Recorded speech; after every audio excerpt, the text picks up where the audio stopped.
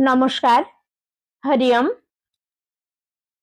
সঙ্গীতে ঠাট থেকেই বিভিন্ন রাগের সৃষ্টি হয়, তাই ঠাটকে রাগের জনক বলা হয়। এই ঠাট 10টি ঠাট আছে। কোন ঠাটে কটা কোমল স্বর, কটা শুদ্ধ স্বর, পরিমা বা তীব্র মা, এগুলো মনে রাখা আমাদের সকলের ক্ষেত্রে খুব অসুবিধা হয়ে পড়ে। এই ঠাটের এই কোমল স্বর এবং শুদ্ধ স্বর, পরিমা, এইগুলোকে মনে রাখার একটা সহজ উপায় আমি তৈরি করার চেষ্টা করলাম। আশা করি সকলের উপকারে আসবে। যেমন ঠাট বিলাবল।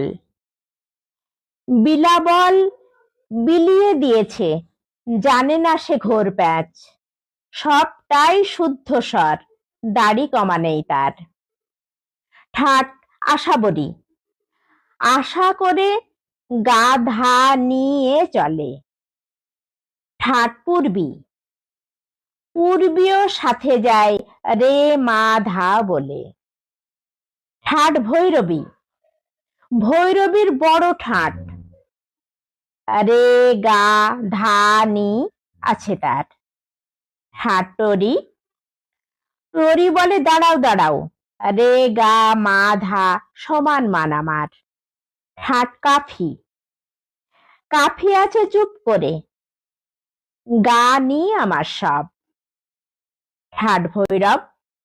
ভোরের পাখি ভৈরব, রে ধা তার গৌরব। ঠাট মাড়োয়া। ঠাট মাড়োয়া। মাড়োয়ার গাম্ভীর্য ভিতরেই তার মা রে। ঠাট কল্যাণ। কল্যাণ একাই তীব্র পরিমায়ে। ঠাট খাম্বাজ। খাম্বাজ একা জানি উদাস, 10 ঠাটে মিলে করি কাজ, হারি জিতি নাহি লাজ। এই ঠাটের মনে রাখার সহজ উপায়টা কেমন লাগলো আপনারা একটু কমেন্ট করে জানাবেন। সবাই ভালো থাকবেন, সুস্থ থাকবেন, গানে থাকবেন, আনন্দে থাকবেন। নমস্কার।